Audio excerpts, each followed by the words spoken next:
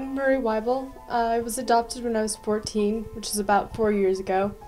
As I grew up as a young kid, I grew up with my sister and her father, who I call Dad for practical purposes. And my mother was really in and out of the picture a lot, because both my dad and my mother were drug addicts and alcoholics.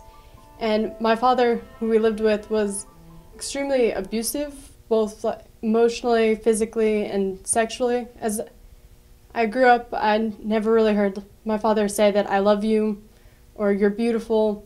And I really took on the sense that my worth wasn't in anything further than just his personal gratification. And we didn't have much stability because we were broke, so we moved from state to state as my dad kind of fled the police, and we lived in cars, in hotels, in trailers, other people's houses. And when I was about 9, my father passed away on Mother's Day, and me and my sister found him dead in a hotel room from a drug overdose. And it was kind of where my life started to change, because my mother couldn't take us in. We went straight into foster care, and I went into 2 different halfway houses, 4 foster homes, and the 5th one was the one that adopted us.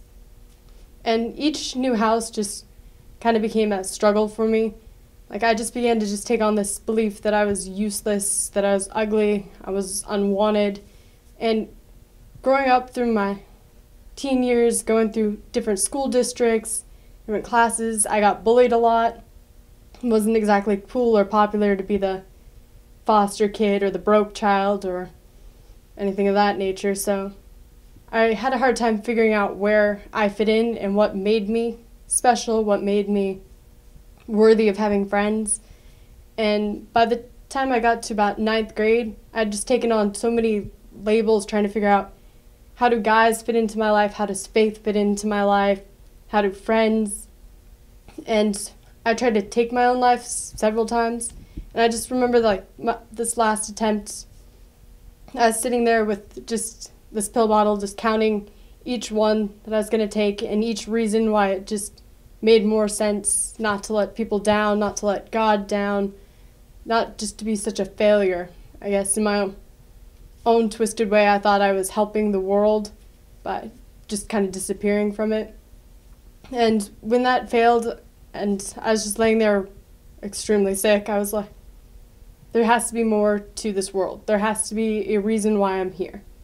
And I picked up this Bible that had been sitting on my nightstand, and for the first time I read it. And I read it like it had a point, a purpose. It had meaning or a reason to it. And flipping through it, I began to see that God had different labels for me. He thought I was beautiful. He thought I was worthy.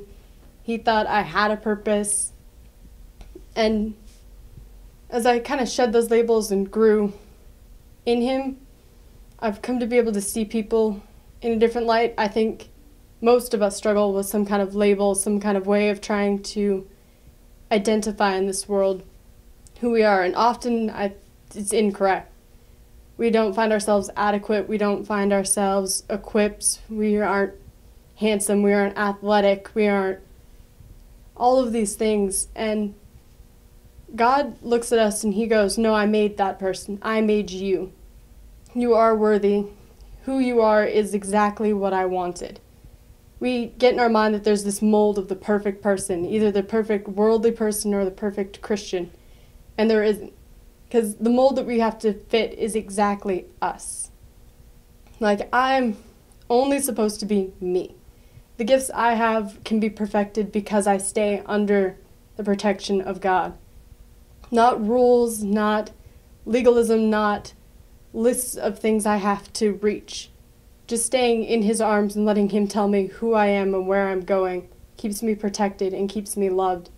And I think we often close ourselves off, and sharing our stories, these center church things, us as a community, what is so effective about that is the fact that we break down walls. If I share my story with you, it unlocks something inside of you. Yeah, I've had this struggle, or I've had this fear. If you hope for something, if you dream for something, if you've gone through a divorce, you've gone through suicide attempts, you've gone through this, knowing that you're not alone breaks down the biggest lie that we believe is that we are all by ourselves left out here. And breaking that down creates the community that we desire.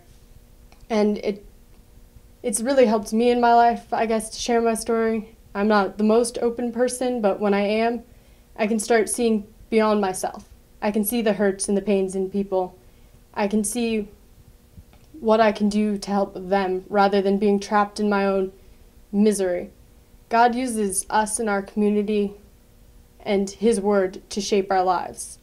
And that's kind of what's leading me in the direction of my life. And I just want to encourage us as a body to go into our faith believing that transparency in who we are can only bring us closer, and believing that there's a standard or this perfect thing that we can judge each other to is inaccurate, and just looking to Christ to see who we can become and who we are and what our gifts and talents are. I am Maria Weibel, and I am Center Church.